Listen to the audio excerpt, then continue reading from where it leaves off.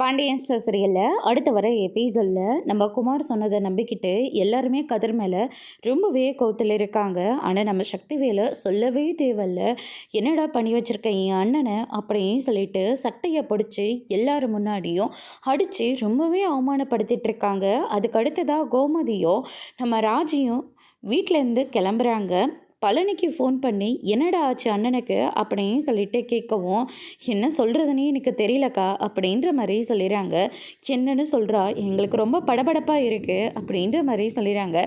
அண்ணனை கதிர் தான் இங்கே வெளியே கூட்டிகிட்டு போனதா குமர்வேல் வந்து சொல்லிட்டு இருக்கான். போன இடத்துல கதிர் வந்து அண்ணனை கீழே தள்ளி விட்டு தான் அவன் சொல்லிட்டு இருக்கான்.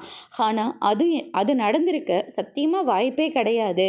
அங்கே வேற என்னமோ நடந்திருக்கக்கா. ஆனால் தேவையில்லாமல் இந்த குமார் தான் கதிர் மேலே பழிய போட்டுட்ருக்கான் அப்படின்ற மாதிரி சொல்லிடுறாங்க. அவனுக்கெல்லாம் வேறு வேலையே இல்லையா?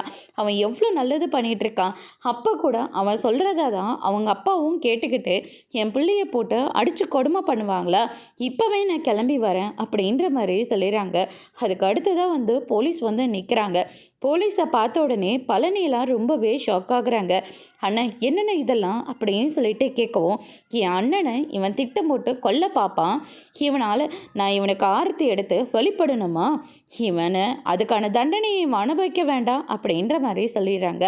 கதறி இருந்துட்டு நான் எந்த தப்பும் செய்யலைங்க அப்படின்ற மாதிரி சொல்லிடுறாங்க. ஒருத்தர் பக்கமே கேட்டுக்கிட்டு அவங்க என்ன சொல்கிறாங்கன்னு கூட கேட்காம இப்படி ஒரு தப்பை நீங்கள் பண்ணாதீங்க அப்படின்ற மாதிரி சொல்லிக்கிட்டு இருக்காங்க. என்ன பண்ணணும் என்ன பண்ணக்கூடாதுன்னு எனக்கு தெரியும்டா, நீ போடா, இவனை வெளியிலே விட்டுறாதீங்க, மரண தண்டனையை கொடுங்க அப்படின்ற மாதிரி சொல்லி அனுப்புகிறாங்க. அதோட பிரம்ம முடிச்சிருக்காங்க.